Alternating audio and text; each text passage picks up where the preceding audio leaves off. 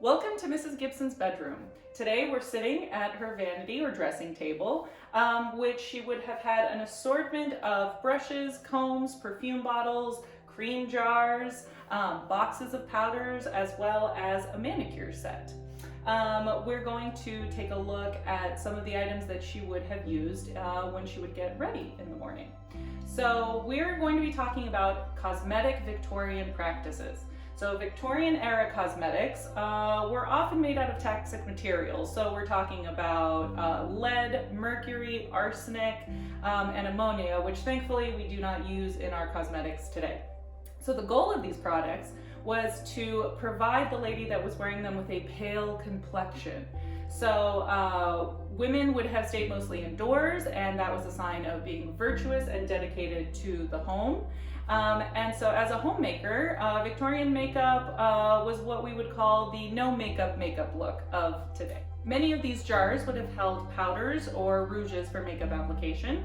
And while Victorian makeup was very subtle, some color was allowed in the form of rouge or blush as we know it today.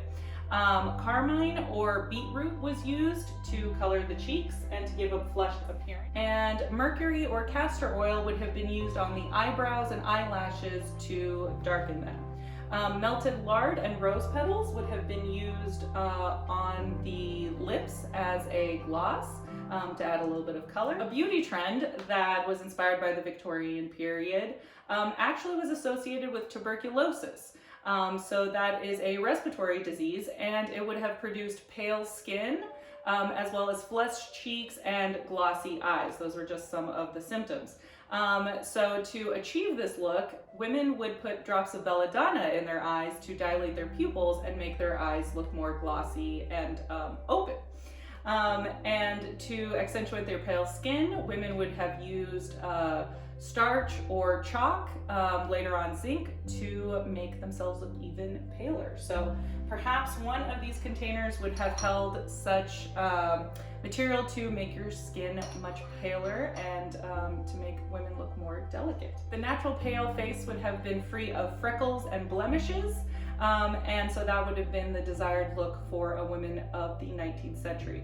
A woman who painted her face would have been seen to have loose morals, and so eye makeup was mostly worn by performers during the late 19th century.